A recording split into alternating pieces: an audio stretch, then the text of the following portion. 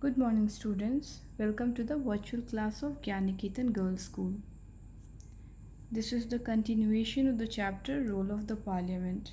In the previous video, we have dealt with the different role of Parliament that it perform in the country. And in today's chapter, we are going to see that who are the people that sit in the Parliament. See, till 1970, the most of the member who belonged to the parliament, either they belonged to upper class or they were upper caste people of Indian society, and most of them belonged to the national parties. Now the parliament have more and more members from different background, means even the Dalit SC STs are involved in the parliament along with the upper class people. Now there are many more members that belong to the rural area also and regional parties also. Okay, means the member that belong to the area which is not much and more developed, that is rural area.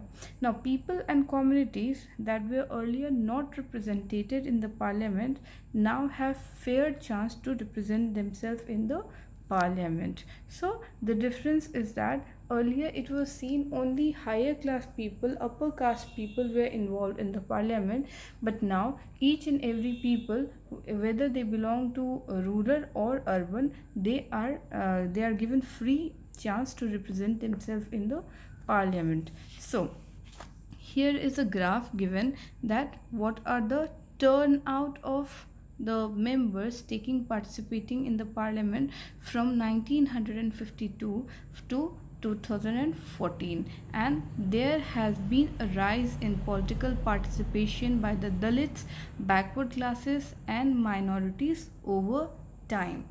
So means we see that backward classes involve OBCs and other minorities like SC, ST, Dalits. All these are taking significant chance to prove themselves in the parliament, and they take the opportunity and represent themselves and their part of their country in the parliament. On the whole, there have been more popular participation in political activities nowadays. So now, here representative democracy involves election which are very costly. Nowadays, whatever elections are taking place in a country, it is very costly. Money and muscle power both are involved in the election, and it plays a very important role in the election of a candidate. A candidate who have money and power will likely to win the election, so it plays a very crucial role in the election. Therefore it is felt that the representative democracy is not able to produce a perfect reflection of society because it is biased. The election which is held in our country is not fair. That's why it does not produce a perfect reflection of society, and Dalit, backward class and other historically marginalized communities do not have adequate representation in the parliament just because of this money and power play. Now, with this in mind, some seats have been reserved. Some seats have been reserved for the in the Lok Sabha for SC and STs, and this has been done so that the representative can represent and safeguard and also promote their interest in their communities. Means whatever community they belong, they could show their interest and promote that community in the parliament. So some seats have been reserved for these communities, the communities which are minority, which are represented at minority in our country.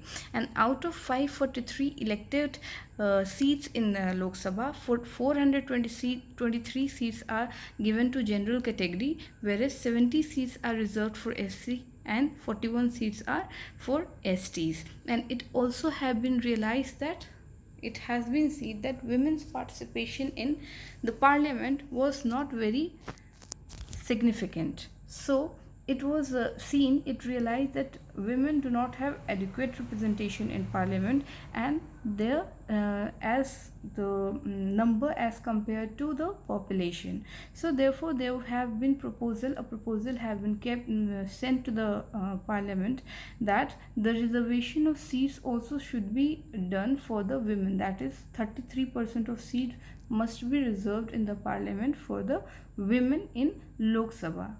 Okay, now women reservation bill is still pending before the parliament, and it is being earnestly debated among political parties that women should be given this right. The seats of the women should be reserved in the parliament, so that more and more women could participate and take part in parliamentary function. Now, but there had been significant increase in political participation of women over time.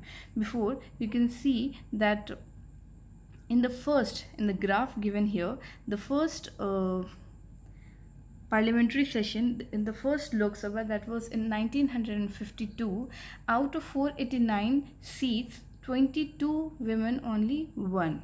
Okay, but when we see in the 16th, that is on 2014 Lok Sabha election, out of 543 seats, 61 women won the seat in Lok Sabha, that is 11.2%. So the participation of women have been seen that it significantly increased in the political in the coming year, and women voter turnout increased from 38.8% in the 50s to 57.89% in 1998. So the number of women contestants had progressively risen election after election, and this figure, which remained under 50 in the first two general election, rose to 65 in the third. So there was a very slight difference seen earlier, but nowadays it is seen that more and more women are participating in parliament in Lok Sabha, and there is a difference. But when we see this, there is a difference of opinion about whether our democratic system is truly a representative one, it is representative enough or not. As we have discussed earlier or above, still there are communities in our country and groups who are not given fair chance, who are not given which are not well represented in the legislature, and the rising cost of fighting in election prevents people to take part in election as people representative. So therefore there have been suggestion for state funding of election. However, the very fact that we are concerned about equal representation and are trying to resolve the question is the reflection of society, that our is a vibrant society. Means